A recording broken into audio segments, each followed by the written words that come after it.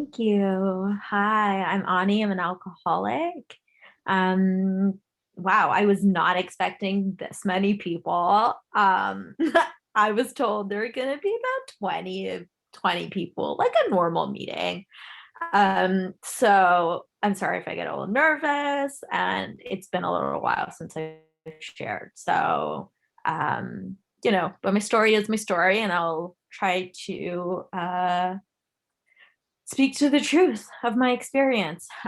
So my sobriety date is October 16th, 2018. I will, God willing, have 2.5 years next Friday. And, I'm still that person who counts days or months, like half birthdays, because I couldn't stay sober for half a day.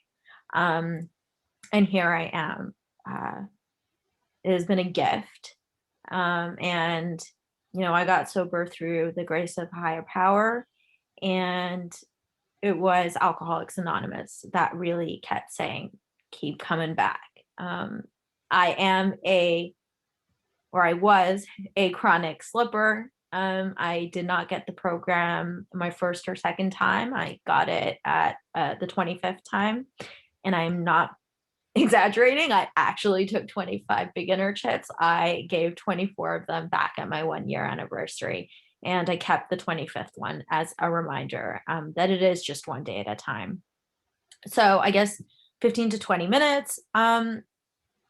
It's like, that's not enough time. But at the same time, I think it should hopefully be enough. I do have a sponsor. I actually was working with my sponsor just before logging onto this meeting. We meet once a week for 2 hours, and I'm going through the second round of my steps. And that has been really eye-opening because, I wasn't able to get through my first set of steps. The first couple of times that I tried AA, and this is my second time going around at it. So, and then it's been a new sponsor, and I love her, and I'm sometimes scared of her, but I tell her that. So it's all in a kind and loving way, right? I do work with others. I'm not even gonna say one home group. I have two home groups. One is in Montreal. It is called Tuesday Beginners. If you are ever interested in a literature meeting, come check us out. I do service there. And I helped start a BIPOC meeting, the first ever in Montreal. That was about a year ago. And I am now also, I have a home group in the Bay Area. And I don't live in the Bay Area, but I attend a meeting. It's a daily meeting. It's called Daily Fellowship. It's at 8 p.m. Pacific time. I'm the secretary for that meeting, and I'm a co-chair for the Thursday meetings. I also am a member of Monkey Paw, which stands for Montreal, Quebec Young People in Alcoholics Anonymous. I got involved in Monkey Paw. I would say about when I was coming up on a year of sobriety, and it was supposed to be a 1 year term, and now it's coming up on 2 years almost, right? Because of COVID. Monkey Paw service has all helped me stay sober through this last year. It has been truly a blessing because almost a year ago I hurt my back, and I've been on bed rest for the last year. And so, if meetings were in person, I think it would be very, very challenging for me to make it out there. And meetings aren't what keep me sober. They definitely help me stay sober. I was a kind of alcoholic that did a lot of meetings but didn't do the work, and I could not admit that I was an alcoholic, and that my life was unmanageable. I managed to get through school. I got through school. I am a nurse, so I got through nursing school, and I was not sober. And I had a job, I had an apartment, I was able to pay rent, but I felt completely dead inside. I had felt like I could not go on the way that I was going on. And, I didn't start drinking very early on. I was raised in a very loving, uh, kind of almost like nuclear family. I have an older sister. My parents are in a happy, loving marriage for the last 35 years. And there was no alcoholism in my family. Nobody even drank. I was raised Muslim, so it was, unheard of. It was unheard of that somebody in the family would be drinking, let alone be an alcoholic. And I check both those boxes. Drugs are a part of my story. But at the end of the day, it's just any substance, right? Like, I'm that kind of person. I'm that kind of addict, alcoholic, that if I find something that will take me outside of myself, I'll do it, and I'll want to do it till, I forever, really. That's what it is, because I want to get out of my head. My head is the problem. It's my thinking is the problem. Um, there's this black and white thinking that I have, and I also suffer from clinical depression. That is actually what led me to drink, because I thought medications weren't going to fix me. And, I was too scared to kill myself um, immediately. Um, and in an explicit way. And so I decided to drink and use. And that for me helped me get through the day. It was just to get through the day. Um, there was a lot of feelings of not feeling a part of. I moved around a lot. I grew up in New Zealand. I moved here as a teen. In Montreal, we speak French. So it's kind of wherever you put me, I didn't belong. And, I hear that a lot in the rooms. And so, regardless of maybe if I was born and raised in one place for all my life, maybe I would still have that feeling, right? That's my ism. That's the alcoholism that I have. And, I finally, I got to a point where it became an occasional, I deserve this. I've had a long day, or I've worked hard, or, I finished exams, to every week, and then every weekend, and every week, and every day, and every night. Right. Um, and yet somehow I just kept going. Right. I was a functional alcoholic, so to speak. But when I graduated from nursing school, within a month, I was in an outpatient program. And I knew of AA. I'd gone once or twice, but I felt like that's not for me. I don't really have that big of a problem, right? Like, I just graduated and, got a job, and there's no way that I can possibly be an alcoholic, and I'm too young to be an alcoholic, right? The reason I could come up with a bunch of reasons why I didn't belong. But it's not because anyone said, like, oh, you're not, I don't think you belong in AA, right? It was like I told myself. It was the excuse for me to keep drinking. And even when I finally got to outpatient, I managed to get 6 weeks of sobriety or clean time under my belt. I thought that I was cured and I was fixed and I could go on and drink normally, right? Because I could not accept that I was an alcoholic. It took me a long time to admit it, but it took even longer for me to accept it. And because for me, that would be saying, I'm not normal, right? But every time I took a drink or a drug, I had the phenomenon of craving. I had that mental obsession before it even started, and I had that phenomenon of craving, and it led me into a cycle and I couldn't get out of it. And here in the rooms that to drink is to die, right? Could be, or hospitals, institutions, or death, and or jail. Sorry, and I'm really nervous. Sorry if I hope I'm making sense, but when I finally gave in, 25 chips later, 2.5 years later, I was spiritually dead inside.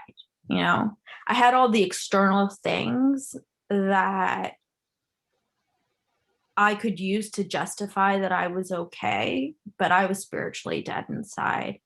And so I just walked back in, and I was like, I'm just done. I am done. And I am so grateful that everyone in the rooms kept saying, just keep coming back, keep coming back. When I'd go up and take a newcomer chip, everyone would be so proud, and they'd clap, and they'd be like, good job, just keep coming back. And I was guilty. I felt really ashamed. I thought I had failed, but everyone was so happy to see me. And they're like, oh, you're alive. Like, keep coming back. That's what I say to others. I say, keep coming back, but I also say stay, because for me, my sobriety now, the way I live my life, it is so much easier to stay than it is to go out. And that's because of the service that I do. And, when they say service saves, it's like, it really does. I'm a shift worker, I couldn't always commit to working to secretary or chair a meeting for a month at a time, because I would be most likely not there for 2 out of the 4 weeks.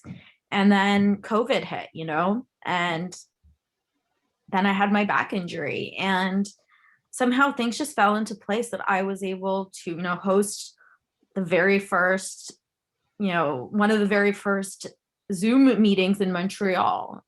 We just kind of rallied up together, and with Monkey Paw, we were just like, let's do a meeting on Mondays. Let's do a meeting on Wednesdays. Like, people need to stay sober, and they need Alcoholics Anonymous to stay sober. And I've been bedridden, so I've got a lot of time, and I'm able to put that time into, talking to newcomers at all hours of the day, attending meetings at all hours of the day.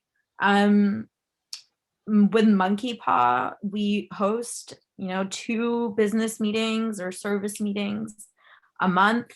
I am the secretary of Monkey Paw, and I think we started to do Zoom trivia. We started to do trivias on Zoom, and like games, and like playing Mafia on Zoom. And in Montreal, like Monkey Paw, we're really famous for our New Year's Eve parties. We've got like usually a really big crowd. And this past year, like, we had a lovely Mafia game, AA meetings, sobriety countdown to welcome, this year. And we all did it sober. I made a lot of beautiful friendships because of service. There's definitely, it's not the same as, I just remember the feeling of going into the area service office like 2 times a month, and like everyone's getting together with their coffees and the smoke breaks, and like, trying to quiet people down and be like, let's start the business meeting, let's start. And like, just like the jokes and the way we would read traditions and the laughter. And it was just like this camaraderie, right?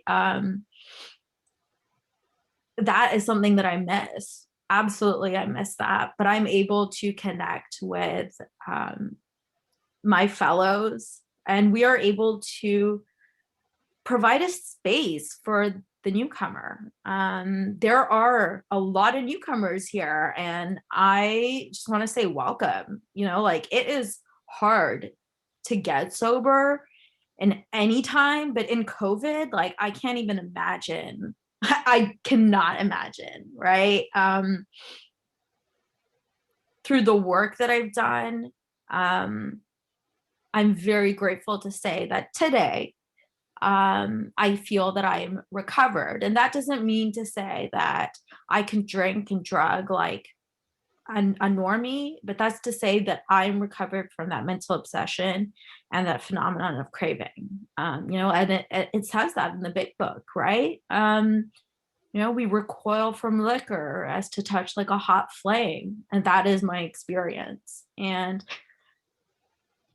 I can't believe that, because I thought that that was like, when they do the extravagant, the promises, and it's like, are these extravagant promises? We think not. I was like, hell yes, yes, these are extravagant promises. But through, the help of my fellows, service, my sponsor, working the steps, they say it works if you work it. Like, these promises don't just fall in your lap, right? The day you walk into AA, we admit we're powerless over alcohol, that our lives have become unmanageable, for that. And steps 1, 2, 3, like, we are insane when it comes to drinking and drugging. And through the work that we put in, we can be restored to sanity. But that's contingent, right? That's contingent on the work that we do.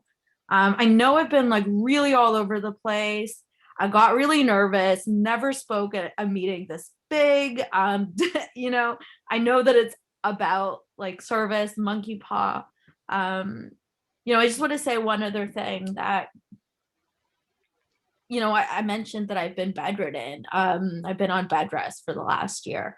In Montreal, when things opened up again, people started to have like meetings in the park, and Monkey Paw would organize like barbecues, right? Like safe, social distance barbecues, and like hikes and walks and just fellowship in the park. And I wasn't able to attend, but like,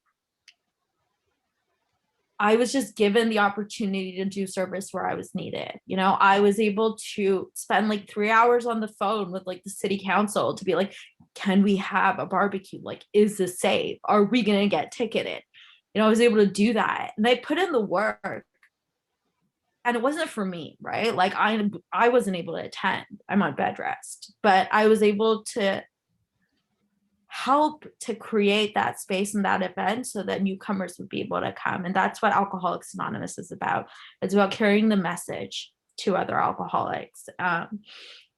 So if you made any sense of this, I really hope you got something out of it. And if you didn't, like, just keep going to different meetings. If you didn't hear your story, that's okay. You'll hear it if you just keep coming to meetings. You'll hear it faster if you go to more meetings, and just reach out and stay, because it does work. So thank you. Thanks, Annie. And yes, everything made complete